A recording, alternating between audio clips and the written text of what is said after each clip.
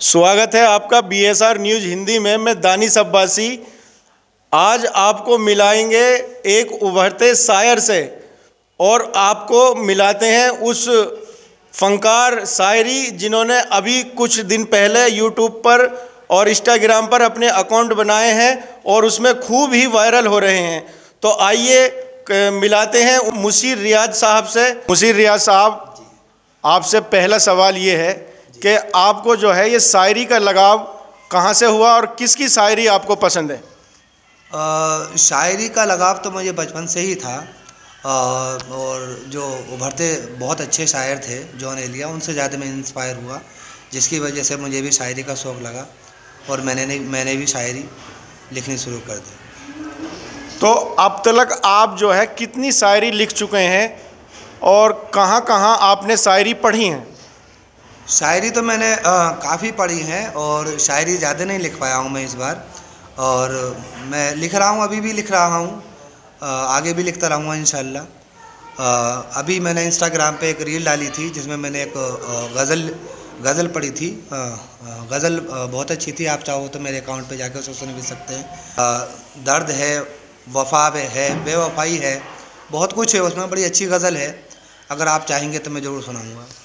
BSR news Hindi के माध्यम से जन जन तक पहुँचाएँ और हम भी सुनना चाहेंगे, तो सुनाइए वो शायरी जिससे आप मारूफ और मशहूर हुए हैं। जी, मैं उस गज़ल को अभी पढ़ता हूँ, बड़ी अच्छी गज़ल है, आप सुनिए कि दर्द की भी कराहट सुनी है मैंने, दर्द की भी कराहट सुनी है मैंने, अपने अंदर ही कोई आवाज़ सुनी है मैंने। दर्द की भी कराहट सुनी है मैंने, अपने अंदर ही कोई आवाज़ सुनी है मैंने। अब जीने का कोई मन नहीं रहा, जब से तेरी चाहत से दूरी की है मैंने। और अब दूर से ही तकता हूँ मैं फूलों को, जब से कांटों से दोस्ती की है मैंने। और फ़र्क क्या पड़ता है अब क्या हो जाए, फ़र्क क्या पड़ता है अब क्या हो जाए। हर मुश्किल परेशानी झेली है मैंने, अब कोई हिसाब भी बाकी न रहा तुझसे, अब कोई हिसाब भी बाकी न रहा तुझसे। मरते ख्वाबों की चीखें सुनी है मैंने, और उसके दूर जाने का सबब कुछ और ही था, उसके दूर जाने का सबब कुछ और ही था।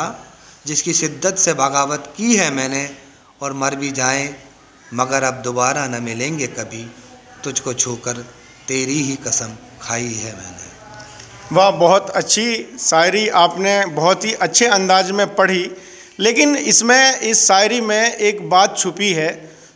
क्या अभी तक आप जो है किसी से रिलेशनशिप में रहे हैं या आपकी शादी हुई है या नहीं हुई है, उसको भी जो है आप बताएं, क्योंकि शायर के पीछे एक बैकग्राउंड जो होता है वो उसका खुद का होता है। तो आप बताइए कहाँ से ये ऐसी चीज़ आपको सूझी जो आपने दर्द में एक बयान करने की कोशिश जो की है, तो इसके बारे में ज़रा बताइए। देखिए, सबकी अपनी अपनी पर्सनल लाइफ होती है, मेरी भी अपनी पर्सनल लाइफ है, और मैं नहीं चाहता कि मैं अपनी पर्सनल लाइफ किसी आम पब्लिक में उसे सुनाऊं, क्योंकि वो मेरा दर्द है, वो मैं जानता हूं वो मेरा दर्द कैसा है कैसा नहीं है। तो मैं नहीं चाहता कि जो कोई मेरे दर्द को कोई जाने। मेरा जो दर्द है मैं उस अपनी शायरी में अक्सर लिखता हूं। और शायरी का मतलब ही ये होता है कि एक शायर जो होता है वो अपनी ज़िंदगी लिखता है।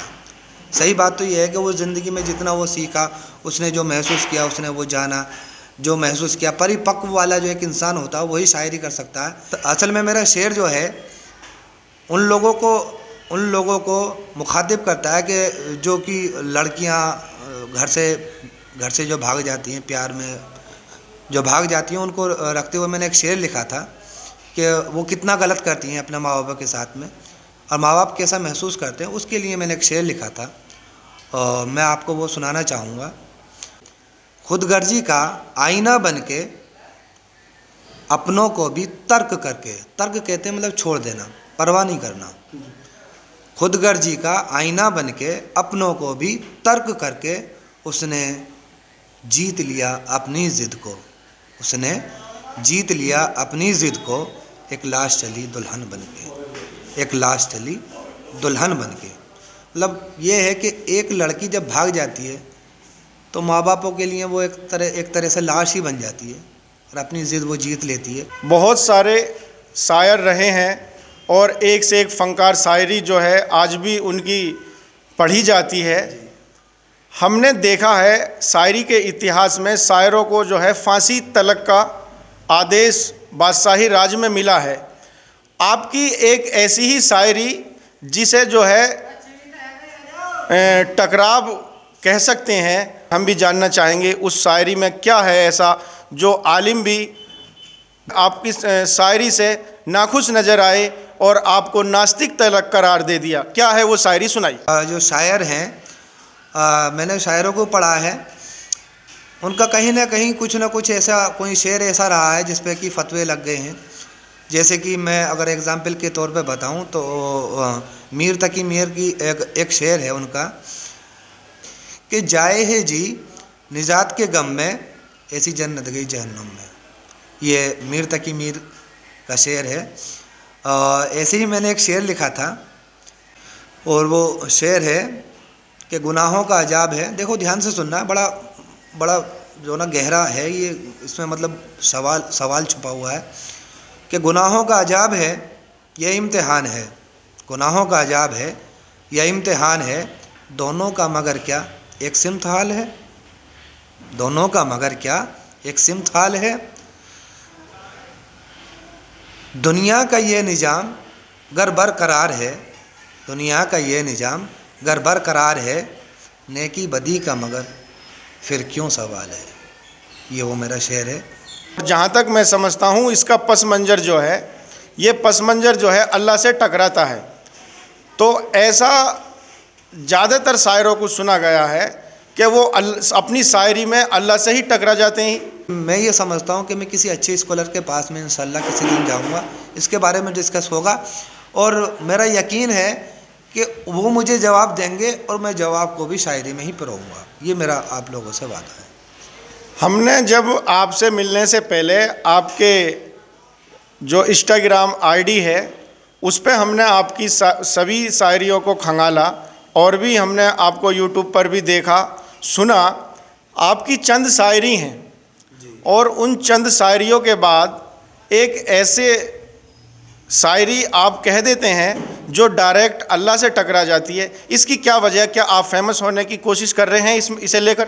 नहीं, देखो आपने पूछ लिया, आप मेरे मित्र हैं, मैं आपको काफ़ी पहले से जानता हूँ। चाहे वो कैसी भी बात हो या कैसी भी हालात हो, मैं इंशाल्लाह अपने ईमान पे बना रहूँगा। और ईमान ही तो होता है एक मुसलमानों का जो कि इंसान को लेके जाता है ऊपर। जो भी अगर इंसान मरने के बाद में कुछ लेके जाता है तो वो ईमान ही तो होता है बस।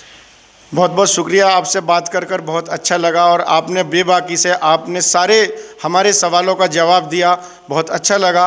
ये थे हमारे साथ मुशीर रियाज जो उभरते शायर हैं। जो शायर होते हैं वो अपनी शायरी में सवाल जवाब के सेक्शन चलाते हैं और एक दूसरा जो है उस शायरी को जो है पुरोता है। तो आप समझ सकते हैं जो शायरी के जानकार हैं, अक्सर ऐसा देखा गया है कि शायरों को मुस्लिम धर्मगुरुओं ने यानी आलिमों ने, स्कॉलरों ने उन पे फतवे लगा दिए और बाद में अगर जब उन्होंने सवाल के जवाब ढूंढ लिए वही फतवे उन्हीं आलिमों ने वो उनसे रद्द कर दिए और उन्हें जो है मुसलमान मान लिया। तो ऐसे ही सवालों के घेरे में हमारे ये मुशीर साहब घिरे हैं जो हमने इनसे सवाल पूछे और इन्हें उस सवाल की ज़रूरत है। तो मैं BSR न्यूज़ हिंदी के माध्यम से ये गुजारिश करता हूँ, शायद जो शायरी के जानकार हों जो इन्होंने ये शायरी पढ़ी है जो अल्लाह से टकराती है, उस शायरी का अगर आपके पास जवाब हो तो कमेंट बॉक्स में लिखकर यहाँ तक जवाब पहुँचा दें। तो मुशीर साहब जाते जाते फिर मेरी वही बात कि आप एक ऐसा शेर सुनाएं जिससे जो है आपको याद करें। जी, मेरा एक शेर है, बड़ा अच्छा शेर है वो। असल में शेर जो है वो थोड़ा सा मायूस वाला है कि जब एक शायर मायूस होता है तो वो क्या लिखता है जी। तो वो शेर है कि थोड़ा तो सबर जाऊं, थोड़ा तो सबर जाऊं, अपने लिए अपनी नज़रों में न गिर जाऊं इसलिए। थोड़ा तो सबर जाऊं, अपने लिए अपनी नज़रों में न गिर जाऊं, इसलिए अब जिया नहीं जाता बस ऐसे ही, कोई तो सूरत हो ज़िंदगी के लिए। mushir.riyaz.1 ये मेरी इंस्टाग्राम आईडी है, और आपको ऐसे ही बहुत अच्छे शेर में आगे भी सुनाता रहूँगा इंशाल्लाह। बहुत बहुत शुक्रिया मुशीर रियाज साहब, धन्यवाद। मैं दानिश अब्बासी, आप देखते रहिए BSR न्यूज़ हिंदी।